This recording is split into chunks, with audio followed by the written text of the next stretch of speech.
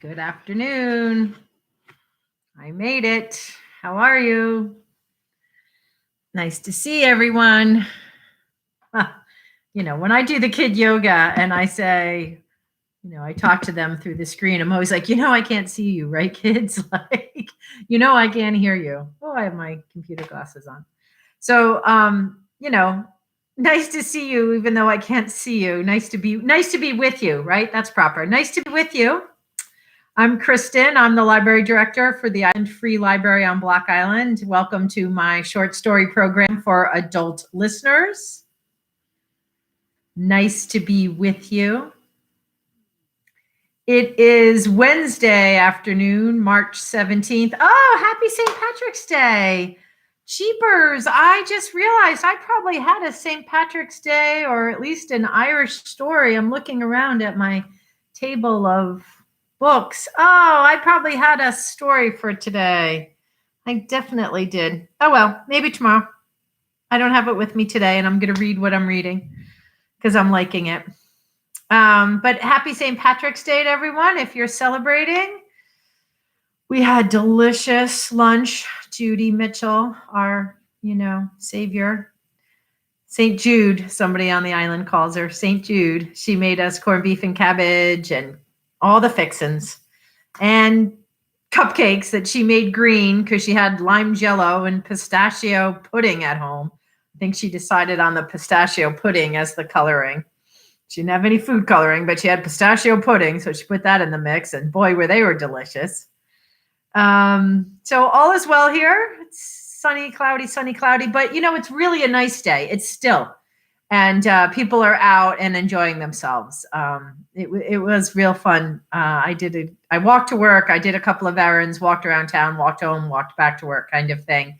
And I saw a lot of people, and everybody was really out and chipper and happy to be out. And I hope you're having the same experience today, because I'm not sure that's going to happen tomorrow or Thursday or Friday. I think maybe there's bad weather. I don't watch the weather too often. But that is the word on the street out there. Enjoy it today. Who knows what tomorrow will bring, which I suppose is true for every day, right? Enjoy it today. Who knows what tomorrow will bring. Dad, if you're logging on out there, congratulations. I know you got your second shot today. That's awesome. So happy for you. Good job, Dad. You made it. Woo! Awesome. Everyone else, hang in there. Get your second shots. Get your first shots. Woo! Dad's going to go ski because he got his second shot. That's awesome, Dad. Enjoy it. Check it out for us. I've always wanted to go there. And Dad, I think you're free at Bolton. I think you're free at Bolton. I think you're old enough to be free. Maybe not. I could be wrong. But for some reason, I think you're now free at Bolton. Or make them give you free at Bolton. Just make them. It's spring skiing, for heaven's sake. Let's see. I cleaned up my table a little bit. I am going away. I don't think you'll see me tomorrow. Probably won't see me for a couple days right now while I'm traveling. I'm going to be on a little bit of a road trip. But once I get settled in, I do plan to read. And as I said, I'm brewing something. I'm going to keep that secret for a little bit. But I have a fun idea, so let's see what happens. I don't think I'll read from the car. I'll try, but my son and I have used up our hotspots to get him through school this semester. I'm not sure my mother has a hotspot. Maybe she does. Maybe I can read from the car. I'm not sure what will happen, but stay tuned. Hang in there. Take good care of yourselves. Here's your list for today. Go back and listen to other stories, right? Go back and listen to old ones. There's plenty up there. There's a year worth of short stories on this YouTube channel. So maybe start on this day last year or something. I don't know if those are going to be on the YouTube. They were on the Facebook page. That's how we started. But you'll find something to listen to, and there's lots of great ones. So enjoy that. And I'll be lurking. I'll be getting to a place and hoping to read to you soon. So just for today, for this list, hang on to it. Keep it in your sights. We're getting through this pandemic together. That's always our intention here with this program. to stay together, to keep together, to keep it together, keep together and keep it together. It's a good tagline. Keep it together. So it says, have you had a regular meal? Have you showered? Have you had enough sleep? Have you had fresh air today? Have you connected with someone you love? Have you moved your body? Are you thinking kind thoughts about yourself and others? And the don't, all those were do's. Do eat a regular meal, do shower, do connect with someone you love, do move your body, do get enough sleep, do think kind thoughts about yourself and others, do get fresh air. The one don't, the don't for always and forever. Do not compare yourself to others. Get the help you need. If anything on that list was triggering or made you scratch your head and reflect, when was the last time I had a good meal?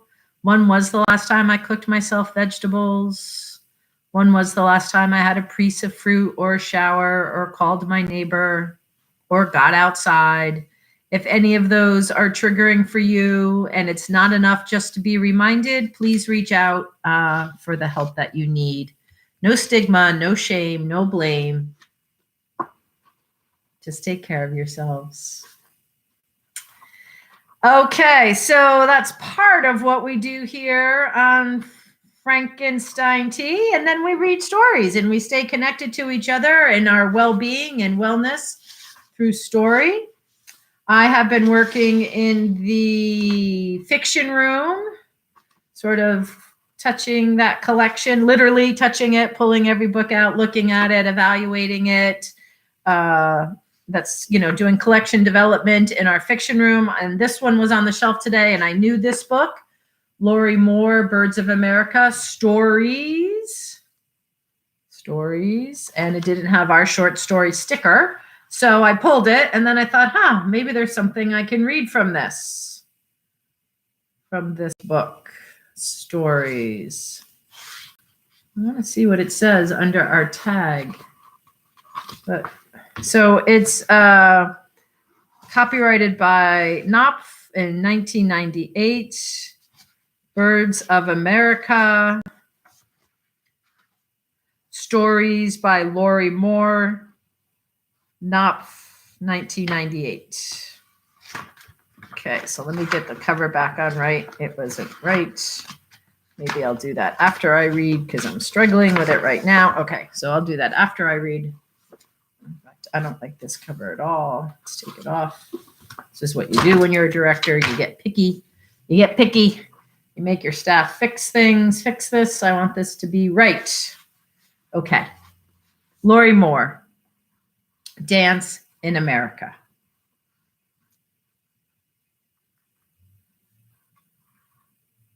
I tell them dance begins when a moment of hurt combines with a moment of boredom. I tell them it's the body's reaching, bringing air to itself. I tell them that it's the heart's triumph, the victory speech of the feet, the refinement of animal lunge and flight, the purest metaphor of tribe and self. It's life flipping death the bird. I make this stuff up, but then I feel the strange voltage of my rented charisma, hear the jerry-rigged authority in my voice, and I too believe. I'm convinced. The troupe dismantled, the choreography commissions dwindling, my body harder to make limber, to make go. I have come here for 2 weeks to Pennsylvania Dutch country as a dancer in the schools. I visit classes at colleges and elementary schools, spreading dance's holy word. My head fills with my own yak. What interior life has accrued in me is depleted fast, emptied out my mouth as I stand before audiences, answering their fearful, forbidden German questions about art and my whorish dances, the thrusted hip, the sudden bump and grind before an attitude. They ask why everything I make seems so feministic. I think the word is feministical, I say. I've grown tired. I burned down my life for a few good pieces, and now this. With only one night left, I fled the Quality Inn. Cream chicken on waffle, $3.95, reads the sign out front. How could I leave? The karaoke in the cocktail lounge has kept me up. All those tipsy and bellowing voices just back from the men's room and urged to the front of the lounge to sing Sexual Healing or Alfie. I've accepted an invitation to stay with my old friend Cal, who teaches anthropology at Berkwell, one of the myriad local colleges. He and his wife own a former frat house they've never bothered to renovate. It was the only way we could live in a house this big, he says. Besides, we're perversely fascinated by the wreckage. It is Fastnacht, the lip of Lent, the night when the locals make hot fried dough and eat in honor of Christ. We are outside before dinner walking Cal's dog, Chappers, in the cold. The house is amazing to look at, I say. It's beat up in such an intricate way, like a Rauschenberg, like one of those beautiful wind-tattered billboards one sees in the California desert. I'm determined to be agreeable. The house, truth be told, is a shock. Maple seedlings have sprouted up through the dining room floorboards from where a tree outside has pushed into the foundation. Squirrels the size of collies scrabble in the walls. Paint is chipping everywhere in scales and blisters and flaps. And the cracked plaster beneath are written the names of women who, in 1972, 1973, and 1974, spent the night during Spring Rush weekend. The kitchen ceiling reads, Sigma Power, and Wank Me with a Spoon. But I haven't seen Cal in 12 years, not since he left for Belgium on a Fulbright, so I must be nice. He seems different to me, shorter, older, cleaner, despite the house. In a burst of candor, he has already confessed that those long years ago, out of friendship for me, he'd been exaggerating his interest in dance. I didn't get it, he admitted. I kept trying to figure out the story. I'd look at the purple guy who hadn't moved in a while, and I'd think, so what's the issue with him? Now Chappers tugs at his leash. Yeah, the house, Cal sighs.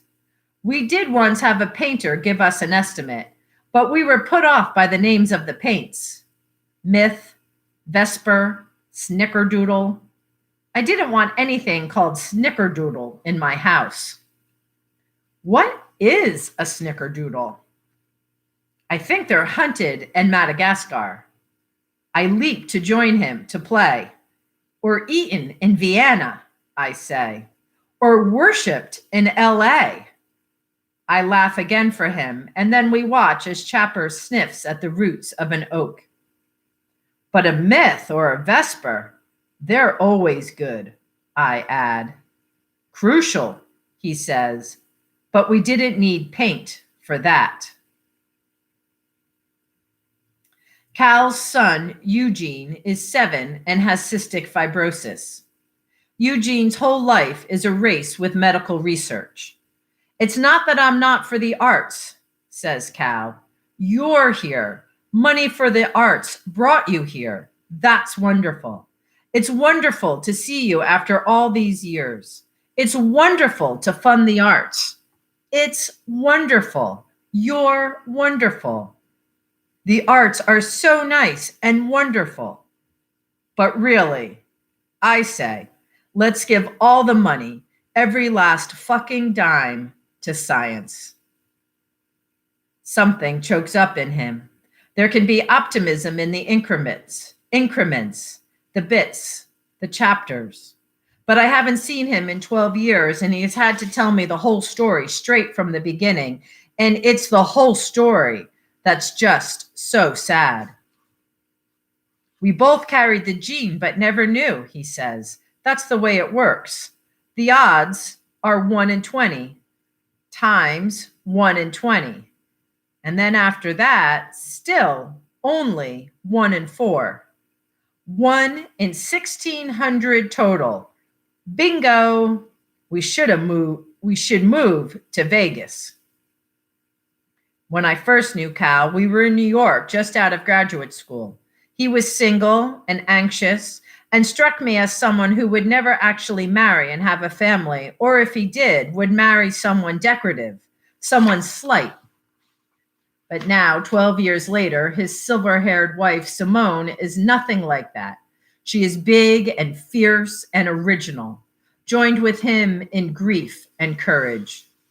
She storms out of PTA meetings. She glues little sequins to her shoes. English is her third language. She was once a French diplomat to Belgium and to Japan. I miss the caviar, is all she'll say of it. I miss the caviar so much. Now, in Pennsylvania Dutchland, she paints satirical oils of long-armed, handless people. The locals, she explains in her French accent, giggling, but I can't paint hands. She and Eugene have made a studio from one of the wrecked rooms upstairs. How is Simone through all this? I ask. She's better than I am, she says. He says. She had a sister who died young.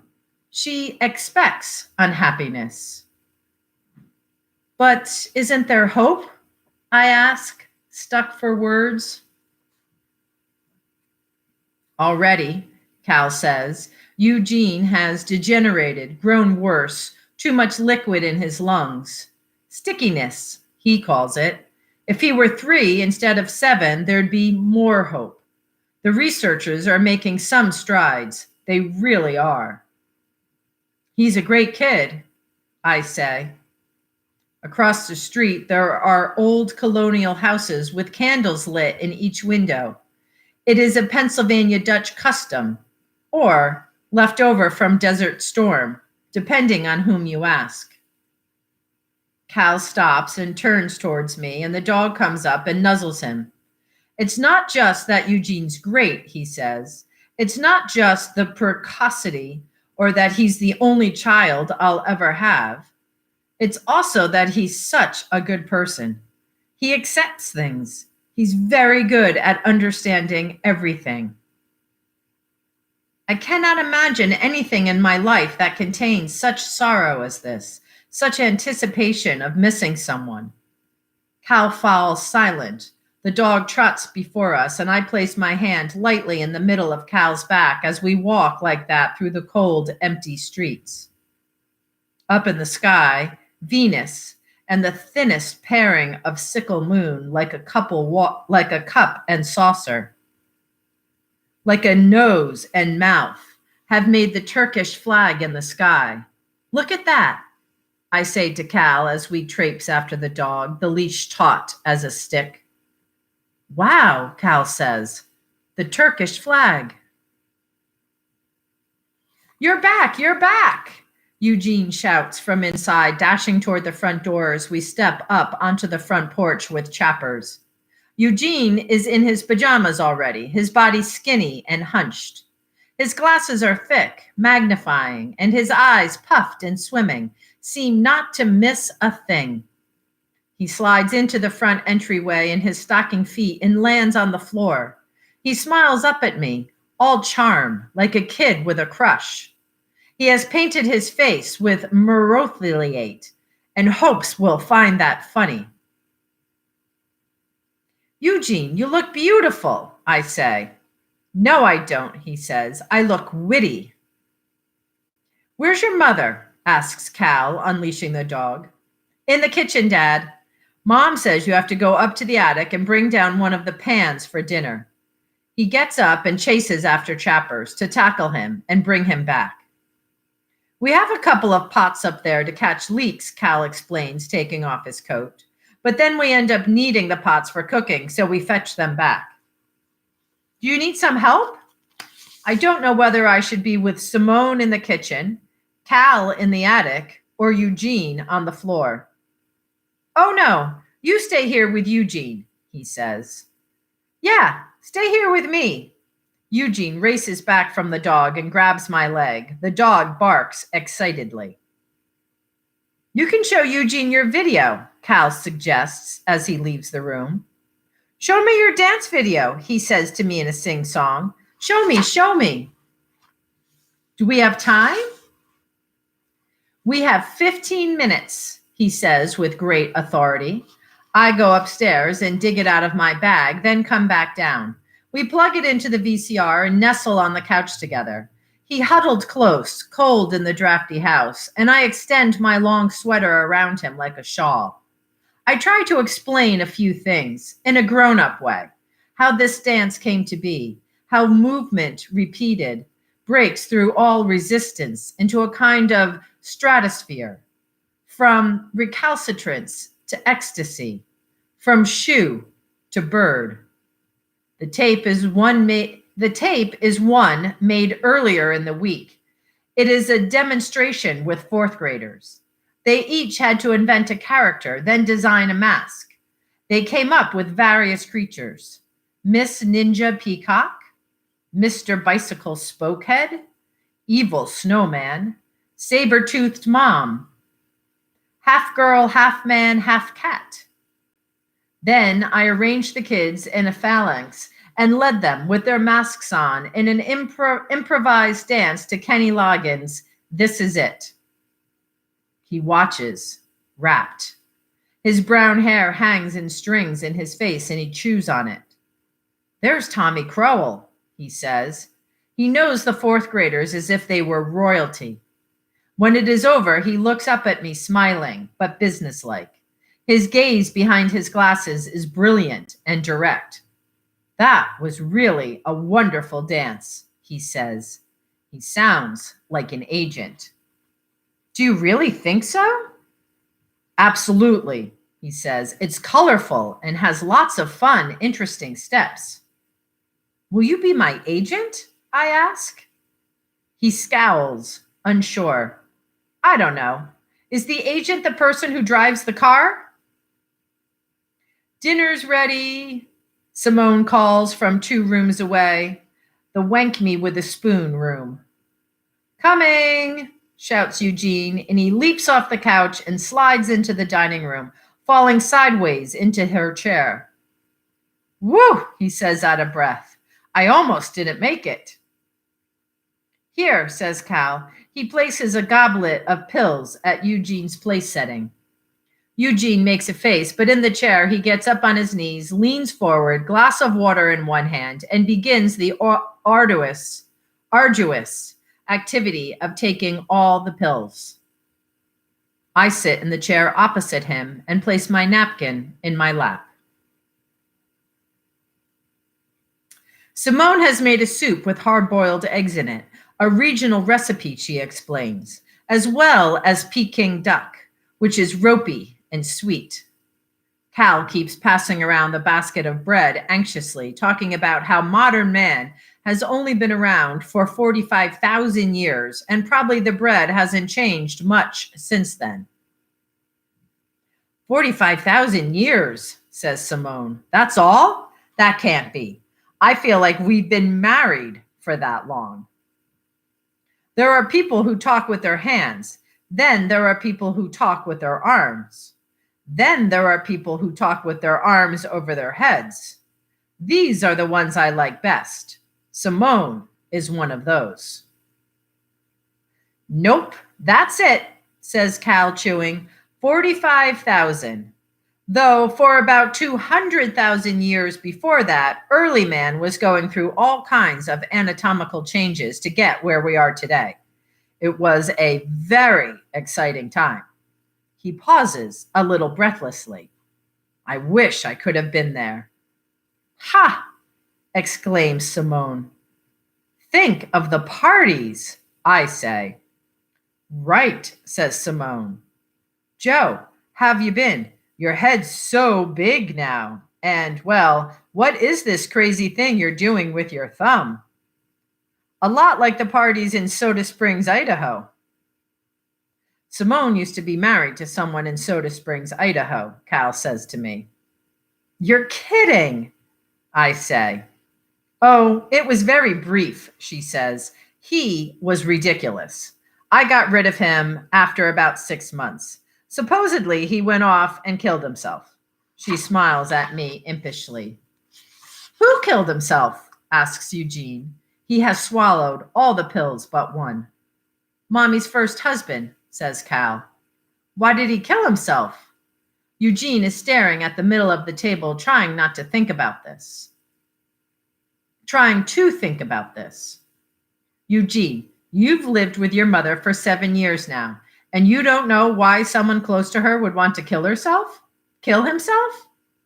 Simone and Cal look straight across at each other and laugh brightly. Eugene smiles in an abbreviated and vague way. He understands this is his parents' joke, but he doesn't like or get it. He is bothered they have turned this serious inquiry into a casual laugh. He wants information. But now, instead, he just digs into the duck, poking and looking. Simone asks about the school visits, what I am finding. Are people nice to me? What is my life like back home? Am I married? I'm not married, I say. But you and Patrick are still together, aren't you? Cal says in a concerned way. No, we broke up. You broke up? Cal puts his fork down. Yes, I say, sighing. Gee, I thought you guys would never break up, he says in a genuinely flabbergasted tone. Really? I find this reassuring somehow, that my relationship at least looked good from the outside, at least to someone. Well, not really, admits Cal. Actually, I thought you guys would break up long ago. Oh, I say. So you could marry her, says the amazing Eugene to his father, and we all laugh loudly, pour more wine into glasses, and hide our faces in them. The thing to remember about love affairs, says Simone, is that they are all like having raccoons in your chimney. Oh, not the raccoon story, groans Cal. Yes, the raccoons, cries Eugene. I'm sawing at my duck. We have raccoons sometimes in our chimney, explains Simone. I say, not surprised. And once we tried to smoke them out. We lit a fire knowing they were there, but we hoped that the smoke would cause them to scurry out the top and never come back. Instead, they caught on fire and came crashing down into our living room, all charred and in flames and running madly around until they dropped dead. Simone swallows some wine. Love affairs are like that, she says. They all are like that. I'm confused. I glance up at the light, an old brass octopus of a chandelier. All I can think of is how Patrick said when he left, fed up with my selfishness, that if I were worried about staying on alone at the lake house with its squirrels and call girl style lamps, I should just rent the place out, perhaps to a nice lesbian couple like myself. But Eugene, across from me, nods enthusiastically, looks pleased. He's heard the raccoon story before and likes it. Once again, it's been told right, with flames and gore. Now there is salad, which we pick and tear at like crows. Afterward, we gaze upon the bowl of fruit at the center of the table, lazily pick a few grapes off their stems. We sip hot tea that Cal brings in from the kitchen. We sip until it's cool and then until it's gone. Already the time is 10 o'clock. Dance time, says Eugene when we're through. Every night before bed, they all go out into the living room and dance until Eugene is tired and falls asleep on the sofa. Then they carry him upstairs and tuck him in. He comes over to my chair and takes my hand, leads me out into the living room. What music shall we dance to? I ask. You choose, he says, and leads me to the shelf where they keep their compact discs. Perhaps there is some Stravinsky, perhaps Petrushka, with its rousing salute to Shrovetide. Will you come see me tomorrow when you visit the fourth graders? He asks as I'm looking through the selection. Too much Joan Baez, too much Mahler. I'm in room 104, he says.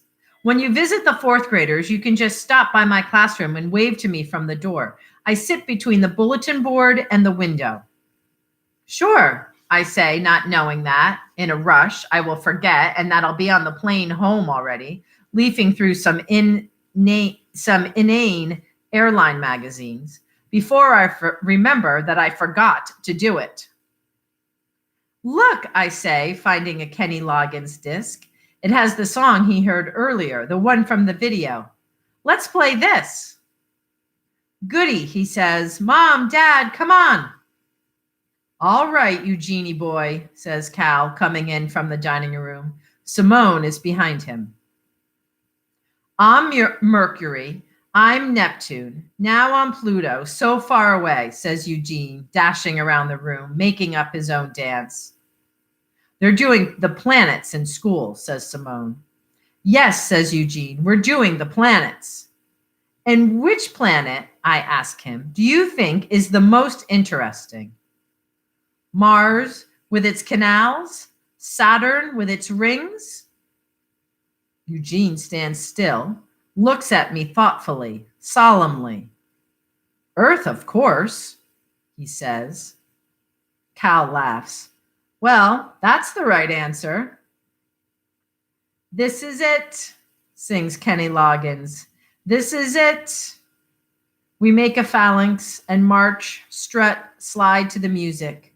We crouch, move backward, then burst forward again. We're aiming to create the mildewy, resinous sweat smell of dance, the parsed, repeated movement. Cal and Simone are into it. They jiggle and link arms. This is it. In the middle of the song, Eugene suddenly sits down to rest on the sofa, watching the grown-ups. Like the best dancers and audiences in the world, he is determined not to cough until the end. Come here, honey, I say, going to him. I am thinking not only of my own body here, that unbeguilable broken basket, that stiff meringue.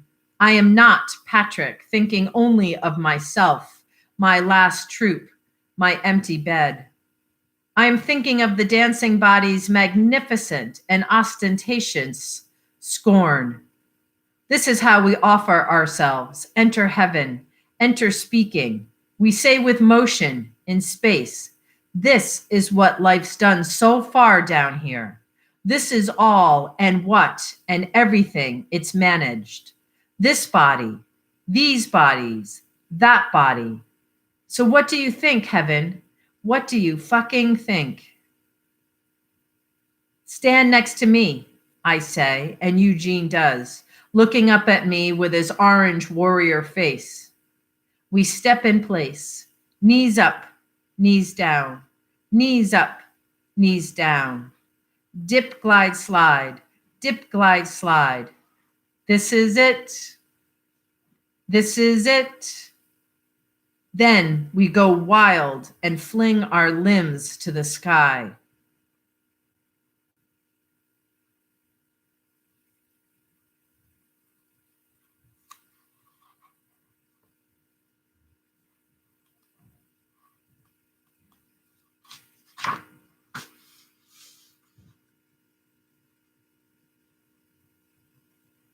Lori Moore, Dance in America from Birds of America.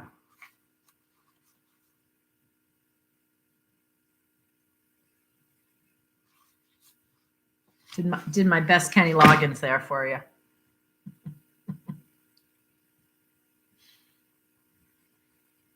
Maybe you'll think of this story, when you hear that song next. Think of Eugenie.